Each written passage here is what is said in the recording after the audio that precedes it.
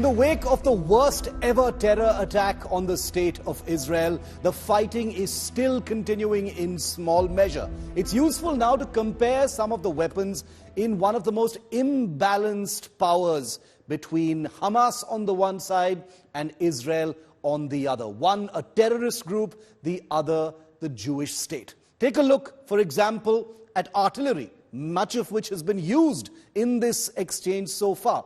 Hamas has been deploying Al-Qassam rockets. These are rockets that are built in Gaza itself, thousands of which were used in the opening hours of the attack on October the 7th. Israel has much more sophisticated artillery like the Laram rocket artillery launcher.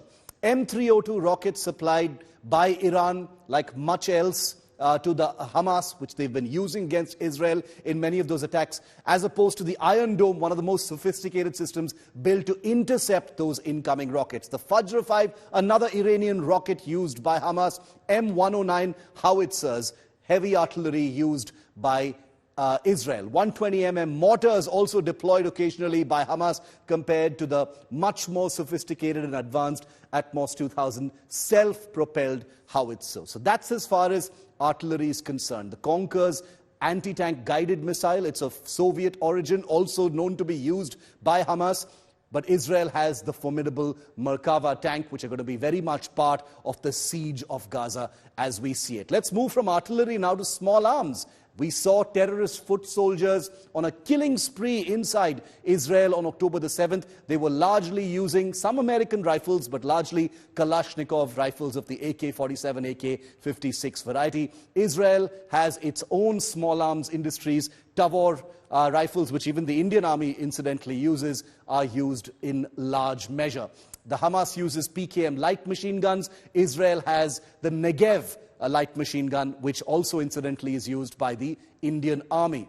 Let's move on to drones now. The Al-Zawari drone, these are small tactical drones capable of dropping grenades, have been used. We don't know if they were used in this conflict, but the Hamas definitely has them. The Hermes 450 and 900 drones, which are optionally armed, are deployed by Israel, and they have been used before. Israel also has the much more advanced Heron TP. It's a long-range, high-endurance drone that can drop weapons. Obviously, the Hamas doesn't have any real air force. It has drones, but it has no manned aircraft of any kind, not even helicopters, compared with Israel, which has one of the finest and most capable air forces in the world. They've got F-16 Sufa fighters, which are doing much of the bombing in Gaza as we speak. Also F-15 Eagle, called the Ram, in Israeli service. They've got F-35s, fifth-generation F-35 stealth fighters. We don't know if they've been used here. They're usually needed in contested airspace, which is not really the case as far as Gaza is concerned.